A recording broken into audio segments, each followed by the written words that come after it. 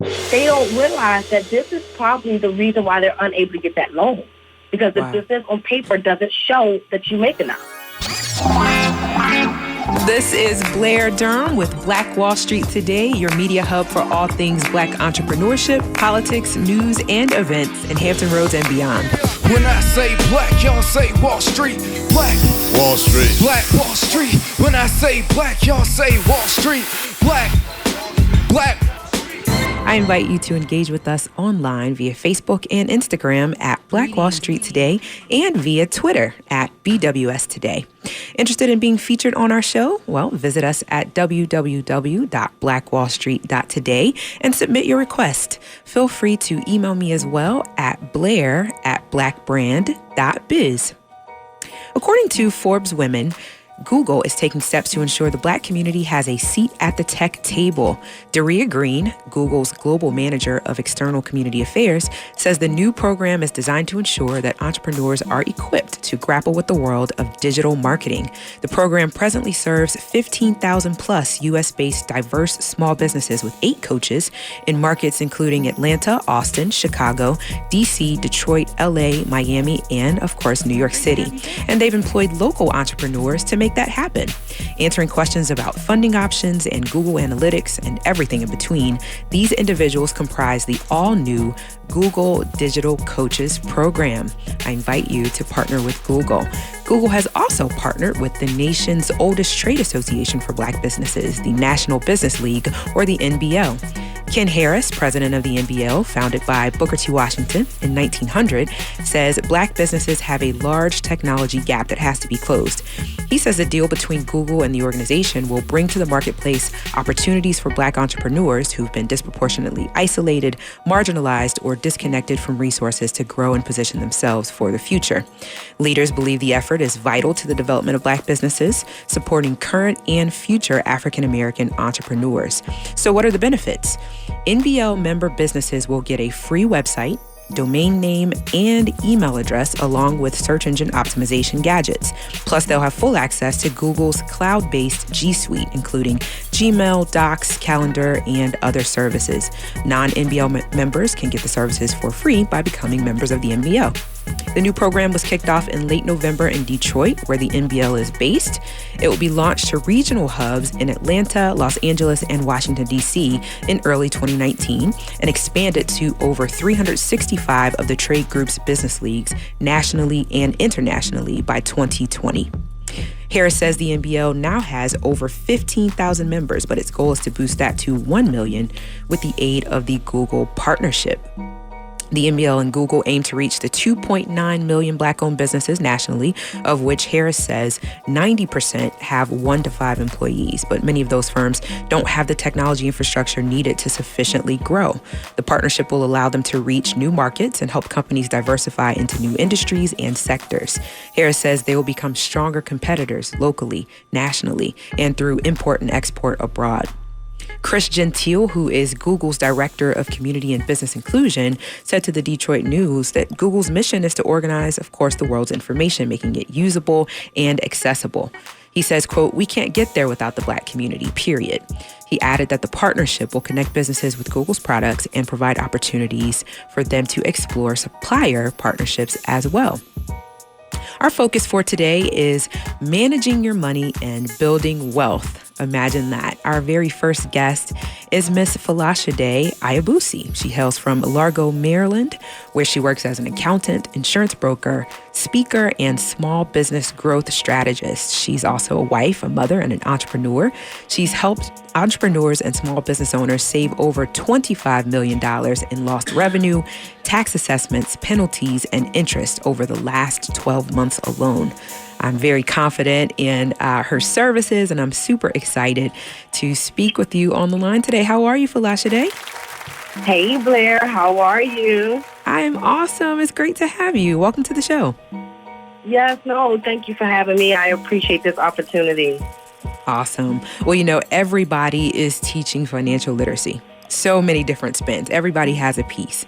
Tell me, what makes you unique? Tell us your story. Okay.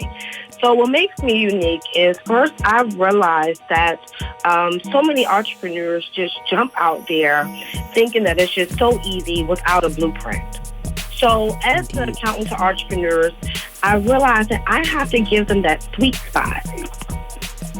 I have to give them that sweet spot in between having the numbers, building the business, and being realistic, honest, and holding them accountable. So I realized that I need to connect accounting, entrepreneurship, and their lifestyle, Blair, all into one for them to achieve the lifestyle and the business goals that they desire. I got it. So I think what I'm hearing you say is you have simplified things for entrepreneurs by kind of filling that gap in terms of the numbers. Is that it? Exactly, yes. How did you get into this particular... Go ahead. And made it fun as well and more interesting than how it's just normally, perceived. I'm trying to put a spin to, Yeah. So how did you get into this work? I mean, was this something that, when you were a little girl, you knew this is what you wanted to do? Or how did this thing kind of evolve? Well, to be honest with you, Blair, I'm a second-generation accountant, so I have to give kudos to my dad. Awesome. He exposed me to what accounting really was and the importance of it. Mm-hmm. And I grew up in Washington, D.C., Northeast, Blair, and we had a lot of hard-working baby boomers in our community, but we didn't have any businesses or no way to retain the wealth that we've been collecting or making in our 9 to 5. So I'm sitting back and I'm like, okay, my dad is in, Maryland doing people's taxes. All I hear is, I get a tax refund, go to H&R Block. It has to be a better way to this. It has to be a much more streamlined or more reason behind why our people are standing in line for 3 and 4 hours at a time to get their taxes filed. So I instantly became intrigued on how devoted people were to just get their taxes filed. Wow. And so you have some pretty impressive statistics as well, Folasade, in terms of the number of clients you have and how it is that you've helped them. To what other factors do you attribute your success, would you say? So I got it. You're making it fun. Obviously, you're very passionate. How is it that you've been able to experience this kind of growth? Well, I actually experienced this type of growth by learning from my own experiences and applying it to my clients' daily activities.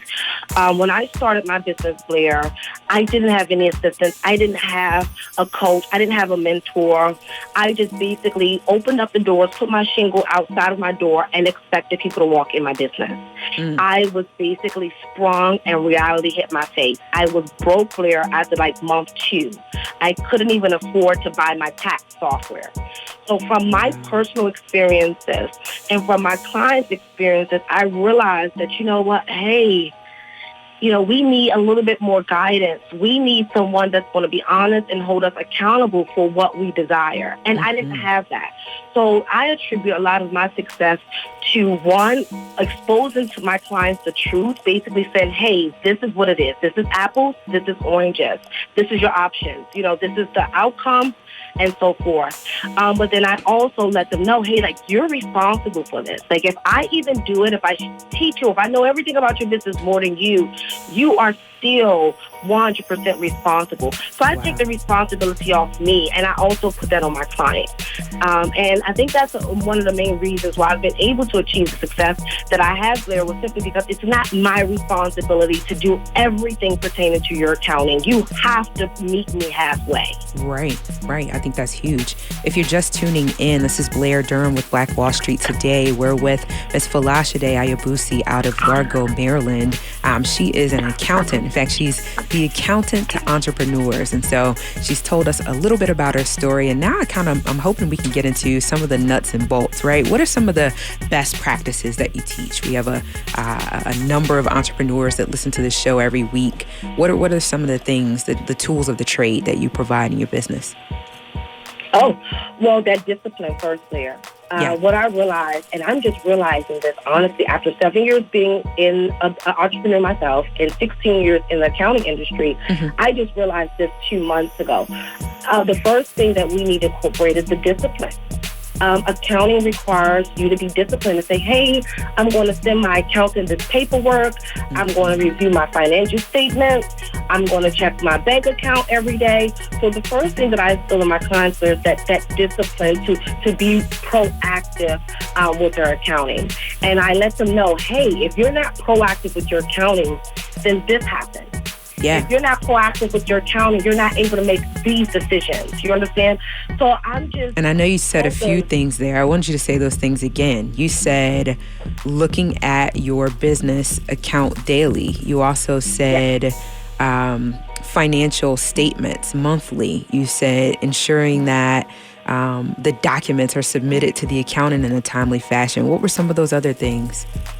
You said a few things. I just want to make sure everyone heard them. Yeah, look. And then I kind of said them indirectly too, Blair, so I apologize, guys. No, this is good. For kind of putting them indirectly like that. But that's where it starts, Blair. Like, if I cannot get them to be disciplined, it's nothing I can do for them. Like, if I don't receive your if I don't receive your bank statements within a timely manner, Blair, I cannot close out their books for the month and give them the final data that they need for that month.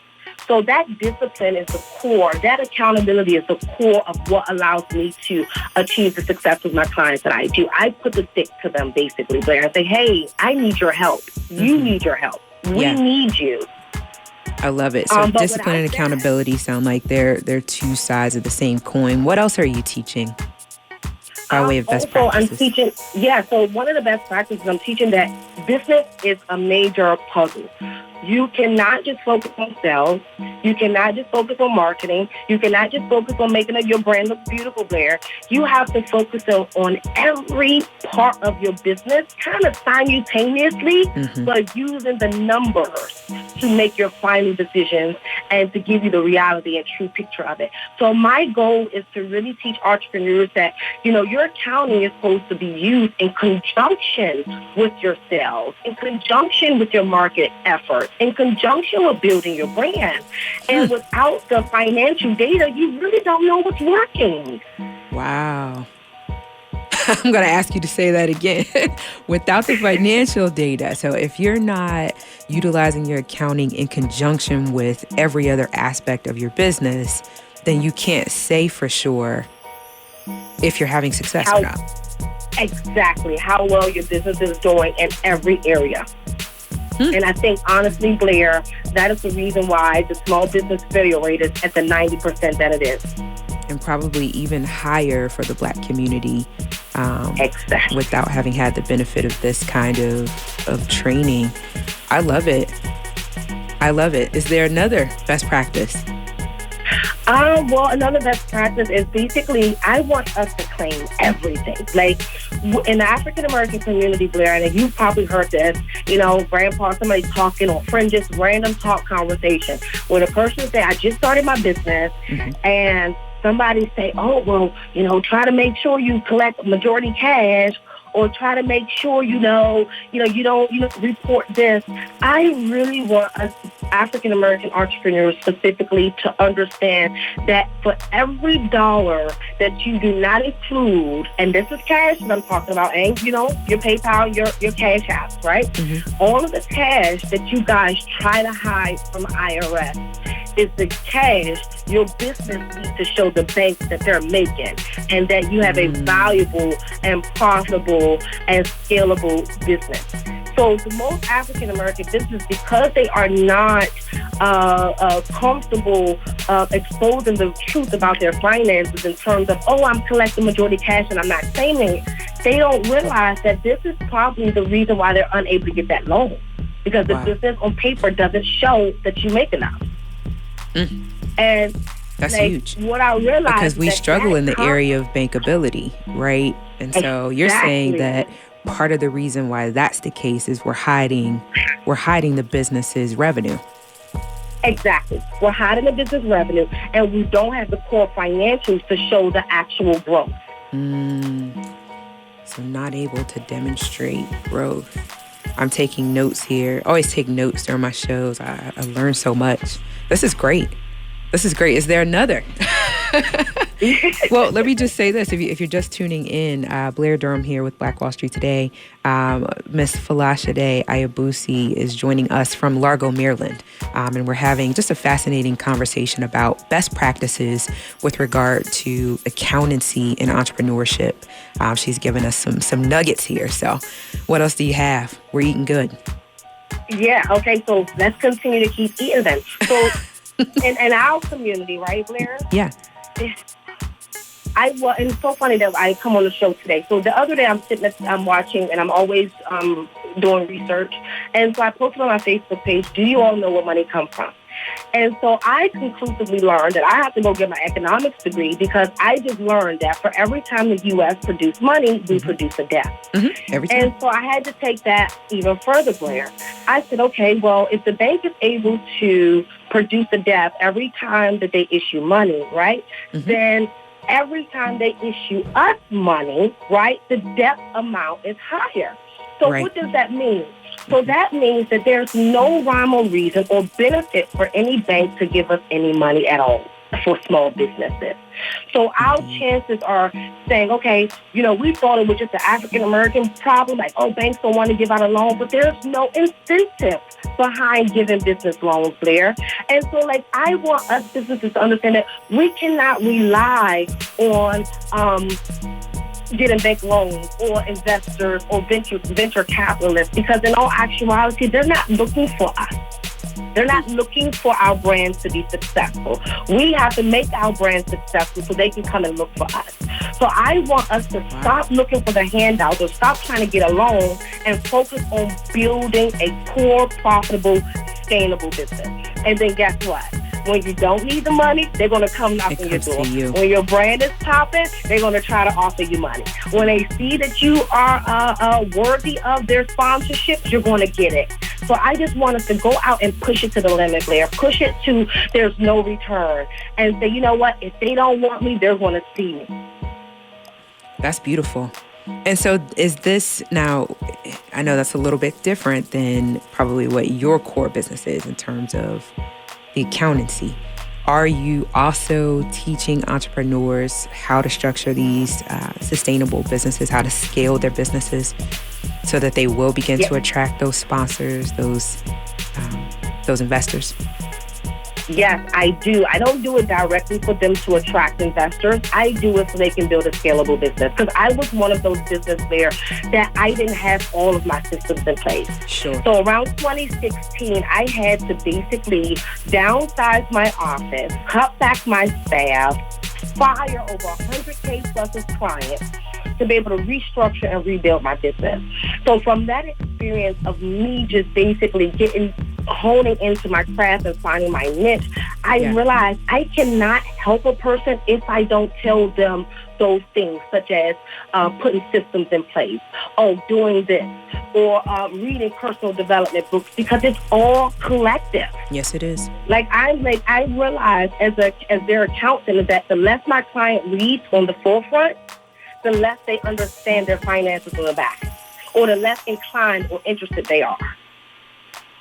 So it's a ripple effect. I try to expose full level of entrepreneurship with our clients. Huge. And do you have a focus really on empowering Black entrepreneurs, or do you work with a larger population? Yeah, no, actually, honestly, I do work with the larger population, but my primary focus is African-American-based businesses. Okay. And the reason being is because I personally believe that this is our gateway to economic freedom. Absolutely. There is no cap.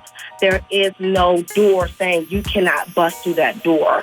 Your future is basically at your hand. So I feel like if I can push more entrepreneurs there to do their accounting, to manage their books, put in the systems, read their financial statements, that they can now employ more individuals. They can give back to their community. They can now hire more interns or become a mentor for their community. I feel like everything that I'm doing for our African-American entrepreneurs has a direct correlation to the success of their community.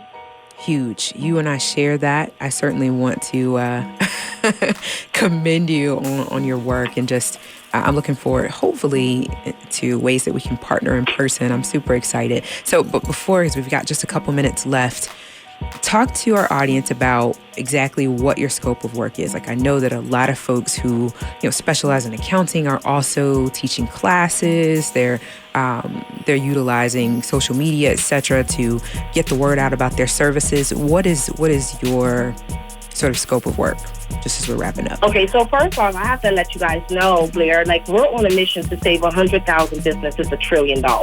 Okay. When we save that $1 trillion in 5 years, Congress and the government, they're going to come look for Falasha. They're going to come look for me, because our clients going to have more savings in their bank account. They're going to be able to employ people. I feel like the reason why the core of what we're trying to do is basically reduce the small business failure rate, but encompassing that strong literacy, financial literacy, and that financial management in conjunction to all that's required of entrepreneurship. So Falasha, are you limited to working with business owners in Maryland, though?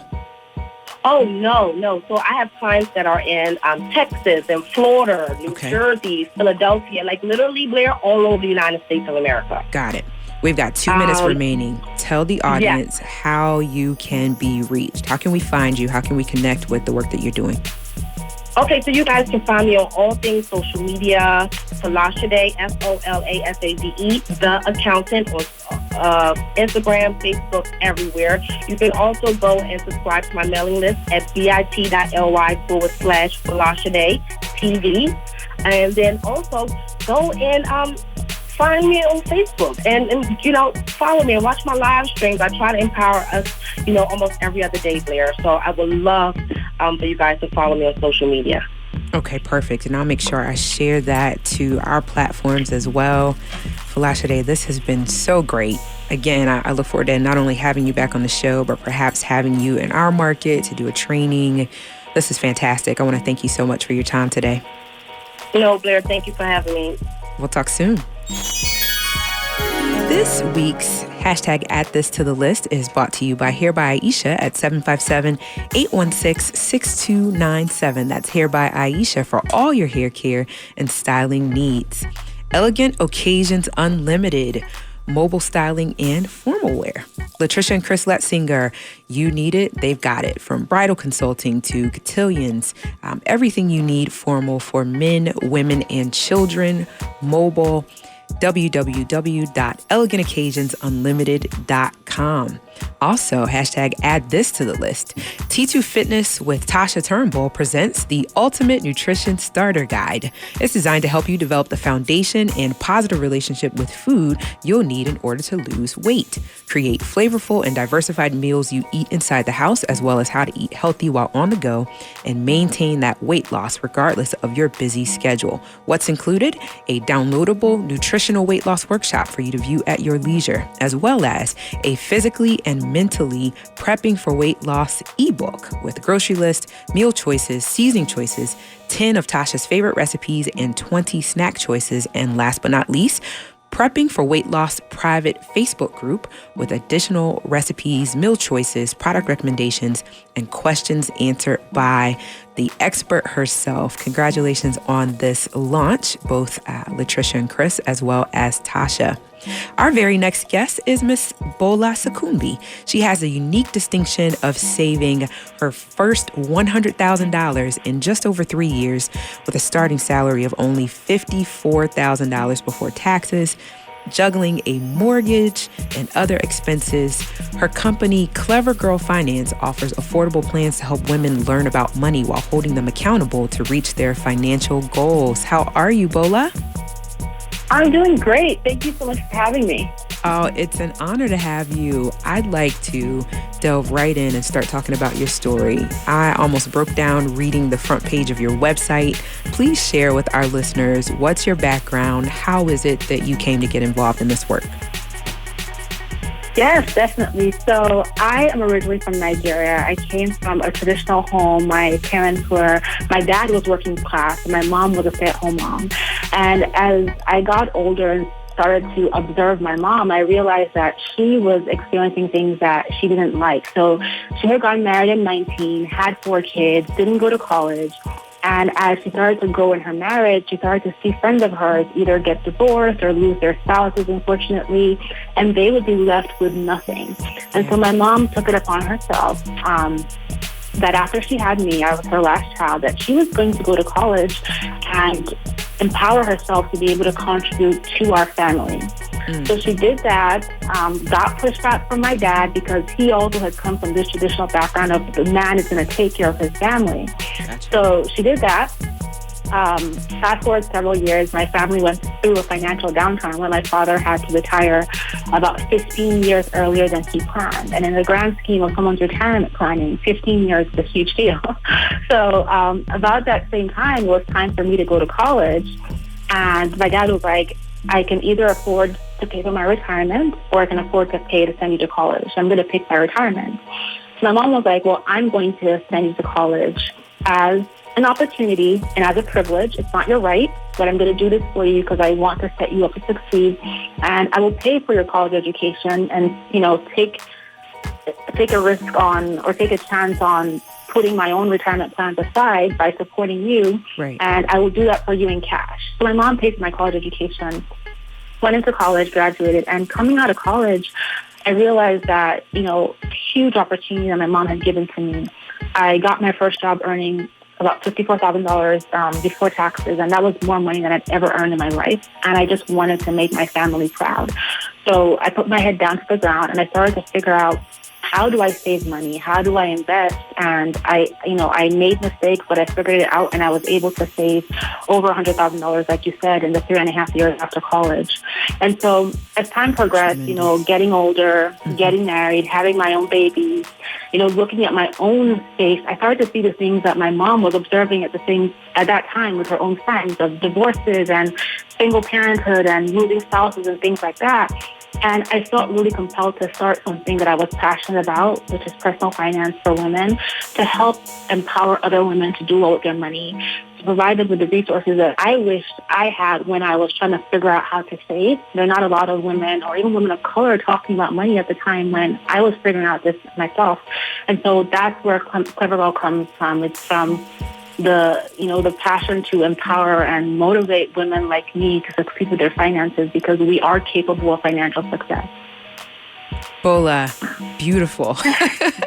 Absolutely love it. If you just tuned in, this is Blair Durham with Black Wall Street Today. We're with Miss Bola Sekunbi, who has a phenomenal story of how she learned to save money, and now she's empowering women, I assume, all over the world to do the same. And I want to kind of get right into this. Let's talk about what that looked like. What was your plan when you started to reach your personal savings goal? How'd you do it? What is it that you're teaching others? So, you mean what am I teaching other people now, or how did I save? Well, if they're the same, then, but if they're a little different, then let's start with how you did it. I mean, because I think that's empowering. Yeah. So similar, yeah. But in terms of my personal story, like I said, when I came out of college, I wanted to make my family proud. This was the most money I'd ever made, and so I didn't know that I wanted to save $100,000. That was a huge amount. But I knew that I wanted to save as much as possible. Okay. And so the first thing I did was I got that first job and I went to orientation, and the lady at HR said, there's something called a 401k. It's a retirement savings plan, and we're going to give you free money. Mm-hmm. As soon as I heard the words free money, ding, ding, ding, the alarm bells went off. I was like, you know what, I'll take the free money. And then I decided, okay, there's this thing called the 401k. I have to go figure out what this thing is. So I started researching the 401k. And then as I was researching it, I stumbled upon a number of blogs by other women in the personal finance space that were pursuing early retirement. At the time, they were 99% male. Nobody that looked like or sounded like me, but they were all intent on pursuing early retirement. I was like, wait a minute, there's so much I can learn from these people. And so I started to learn about budgeting, about investing, about retirement planning. And along the path, I stumbled into a bookstore and I picked up a book by another male author called Smart Women Finish Rich by David Back. And I read that book from cover to cover. Give us the book title once more. It's called Smart Women Finish Rich by David Back. Smart Women Finish Rich. Okay, got it. And I read that book from cover to cover until it was literally in shreds. And I basically figured out what I needed to do.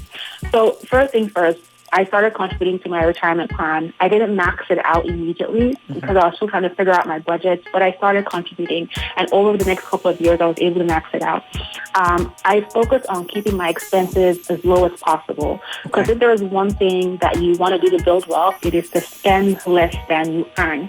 And so after I paid my mortgage, my insurance, phone bill, car notes, I got lean and mean with my budget. I was getting to work early, going through the conference room, getting the free breakfast. I would show up at bridal showers or birthday or baby showers at work and be like, hey, congratulations, what's for lunch? I was buying ramen noodles for I just got what you said. Okay.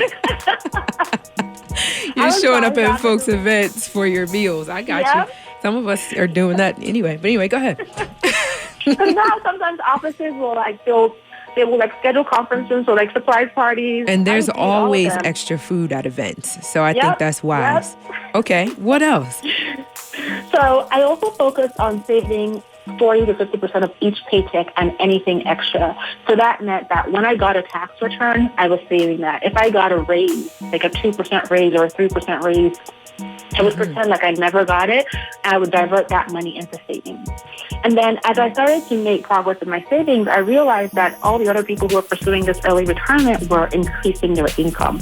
I started thinking about ways, increasing your income. So I started thinking about ways that I could increase my own income at the time. And I was like, well, what are things that I like to do? And I like taking pictures. I was always taking pictures of my friends. So I started a side hustle, the photography business. And I put an ad on Craigslist at the time. I don't think anybody uses that anymore. I know, right? And everybody has integrated a platform to sell stuff. So it's like, So I put up that first ad. I did my first wedding for free, second wedding for maybe $200, and they gave me a tip of $100. Yeah, I saw that. What was it? Within your first year, you $40,000 in photography? Yes. Oh my goodness! The first year I earned $10,000, and then the second year I earned about $30,000 from doing wedding photography. And I saved all of that too.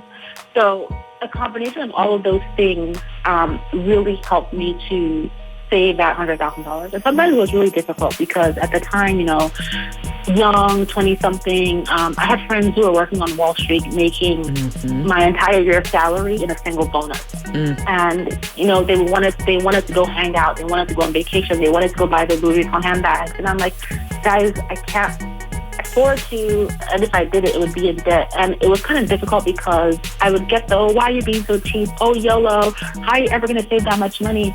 But as I started getting closer to $100,000, I was like, oh my God, I can't believe I'm doing this. Right. And then I got to $100,000. I was like, oh my God, if I could do this, I could do anything. And I started to tell my friends, guys, guess what? I was able to save $100,000. And they were like, wait a minute, how did you do it? You need to tell us. So one of the really important things, that's how I did it, but in terms of what I teach and what I share with my audience and this Clever Girl Finance, it's, one of the big factors outside of the money skills, this is step-by-step how to save, how to invest, how to pay off debt, etc. One of the key elements is empowering women to understand that they are capable to succeed. Because a lot of times let's pause. I want to kind of recap these first things before you go into, because I love this. So first, if you've just tuned in, Blair Durham here with Black Wall Street today.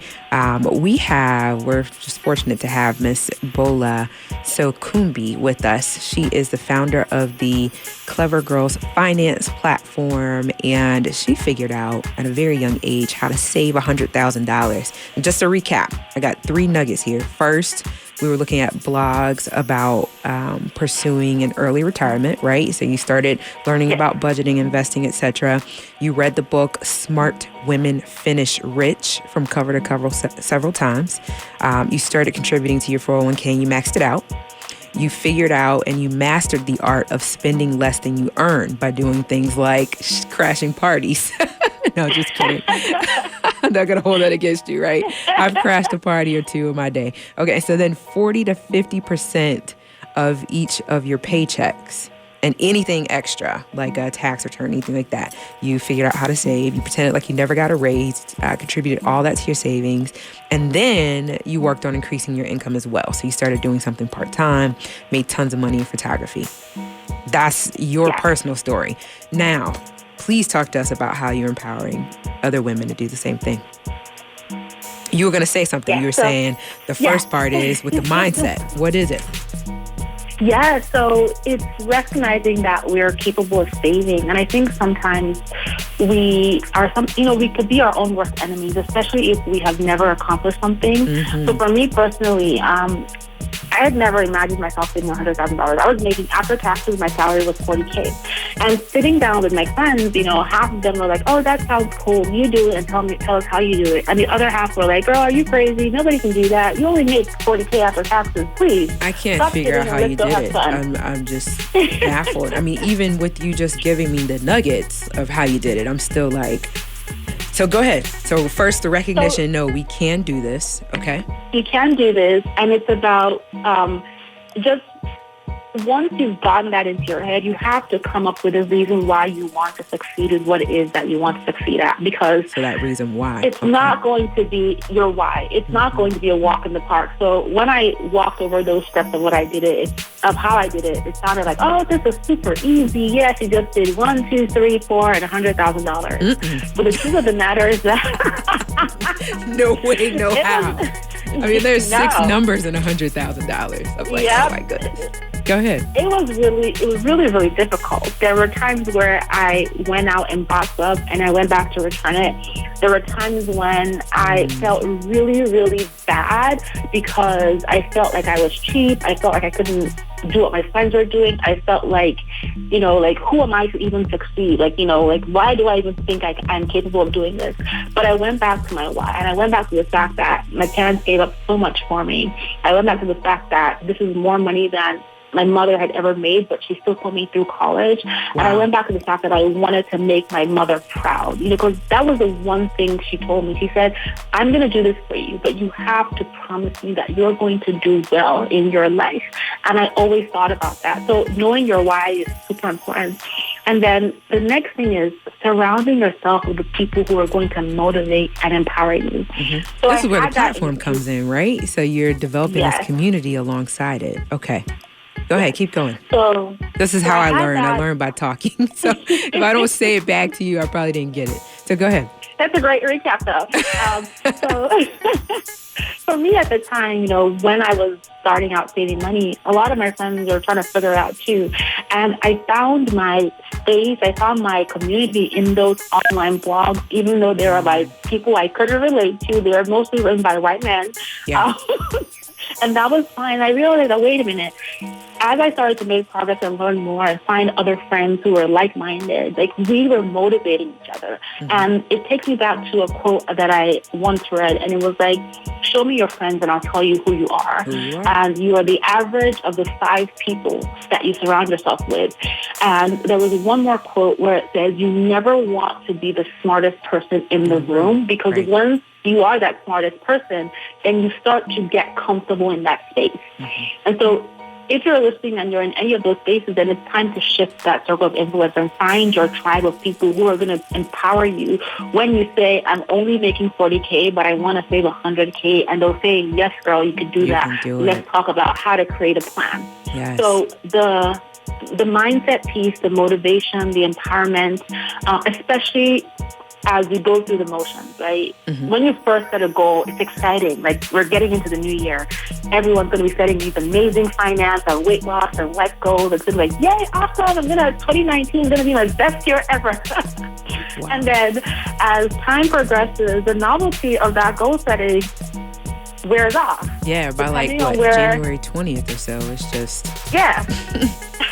Yeah. I live in New Jersey. By the time the first snowstorm hits next month, people are going to be like, you know what? I can't do this. Woe is me. This year sucks. I'm just going to go back to my comfort zone. Right. And when you get into that space, you need to have the right motivators. You need to have the right supporters, and that's your mindset, and that's the people you surround yourself with. So in addition to the skills of learning how to, improve your finances, you also have to work on yourself. Mm-hmm. That's really key to the success with your Personal money. development. I love it. So for those that may have just turned on their radios, this is Black Wall Street Today. I'm Blair Durham. Right now, we have the pleasure of speaking with Miss Bola Sekumbi, who is giving us just some very practical ways to learn to save lots of money. We've got about 4 minutes left. She has founded the Clever Girl Finance platform. And I want you to walk us through, kind of without talking costs, tell us what your plan consists of. So what do we get when we sign on as a member? Yeah, so when you join Clever Girl Finance, you get access to our course platform. So we have a course platform where we're delivering new courses every single month, and our courses cover topics from core financial education like investing, saving, budgeting, paying off debt, to life-related courses that are tied to your finances. So I'm getting married. How do I plan a wedding on a budget? I'm having a baby. How do I adjust my finances? I'm getting divorced. I want to start a business. All these different topics are course content that we have created or are in the process of creating. You also get access to videos, worksheets. We have a live monthly coaching call where anybody in the community can tune in live, ask questions, engage with other women who are on the same path, and basically have a great time, have fun. And you also get access to our private community where you can go in at any time and request an accountability partner, network with the other women, and just share your soul, share how you're feeling in a safe and comfortable space. And that's really important because a lot of times we are in spaces where we can't talk with people around us about money because we're embarrassed and we're ashamed. And our community is a no judgment, no shame zone, no stupid questions. It's all about support and motivation. So that's what's included with our plan: community, accountability, monthly calls, and amazing financial education. I love it. Please let folks know, we've got just a minute left. How can we reach you if we're interested in connecting? Absolutely. You can find me on the website, clevergirlfinance.com, and of course on Instagram at clevergirlfinance. Clever Girl Finance. Oh, Bola, this has been an honor. I definitely would love to have you back on the show. As I said to our first guest, I would love to have you come to our market and do some training. So I'm certainly going to be looking for a future collaboration. I hope the feeling's mutual. I would love that. This is such an honor. I'm so humbled and grateful. Thank you. And I would definitely love that. Yes. Fantastic. Thanks so much. We'll talk soon. Thank you very much. Bye. You're welcome. And last but not least, we are remembering Mr. Aubrey Stone. He is was the founder and CEO of the California Black Chamber of Commerce. He passed away on November 28th at the age of 74 years old. According to his friends and family, he fought tirelessly to secure economic opportunities for African Americans throughout the state and beyond. And now, after a long battle with cancer, he is at rest. Affectionately referred to by many as Stoney, he was a formidable champion for Black entrepreneurs and was considered to be a giant in the small business community. While he was a native of Brooklyn, New York, his name was synonymous with California, and he was a familiar face and voice at the state capitol. Quote, he was a pioneer and fierce advocate for minority business enterprise and for the Black community. He championed equal opportunities in the private and public sectors and always talked about the need for better access to capital, according to the Los Angeles City Council member and former Assembly member, Curran Price. Aubrey Stone was a fierce, unapologetic supporter of all things Black. He was our champion. Stone, along with 5 others, created the California Black Chamber of Commerce in 1995 with the mission of providing programs and services to strengthen Black ownership and business opportunities throughout the state. The Black Chamber of Commerce Foundation also operates radio station KDEE 97.5 FM. He was also the founder and president of A. Stone & Associates, a corporate diversity training firm designed to improve communications for increased productivity and to break down stereotypes. Rest in peace, Mr. Aubrey Stone. Thank you so much for tuning in. Stay with us online at Black Wall Street Today on Facebook and Black Wall Street Today on Instagram, and then follow us on Twitter as well at BWS Today. We look forward to talking again next week. Have a wonderful week. I have said and I will continue to say that the most important priority for the Black community is the Black community, not a particular political party.